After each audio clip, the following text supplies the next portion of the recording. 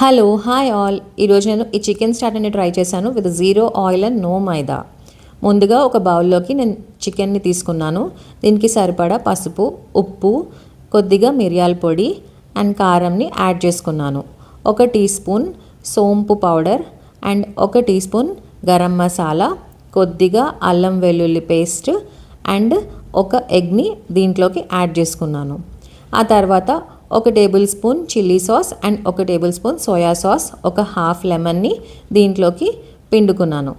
దీంట్లోకి 2 table spoon కార్న్ఫ్లోర్ని add చేసి బాగా ఇలా కలుపుకొని ఒక 1 అవర్ పాటు మ్యారినేట్ చేసుకున్నాను. తర్వాత 180 డిగ్రీస్ 15 మినిట్స్ పాటు ఈ చికెన్ని కుక్ చేసుకున్నాను. లాస్ట్ ఒక 3 to 4 మినిట్స్ ఉన్నప్పుడు నేను మిరపకాయలని ఇలా నిలువుగా కట్ చేసుకొని మిరపకాయలని, కరివేపాకుని యాడ్ చేశాను. అంతే అండి, చాలా టేస్టీగా ఉండే చికెన్ స్టార్టర్ రెడీ అయిపోయింది. మీరు కూడా ట్రై చేసి చెప్పండి ఎలా ఉందో.